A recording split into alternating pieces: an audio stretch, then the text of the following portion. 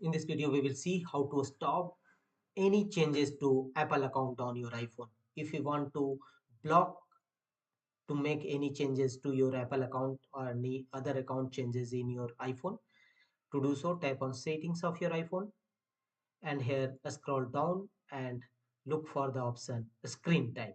Tap on screen time. Here scroll down and you will find the option content and privacy restrictions. Tap on it and first enable content and privacy restrictions on your iPhone. Enable this, turn the toggle button on and thereafter scroll down and you will find the section allow changes to.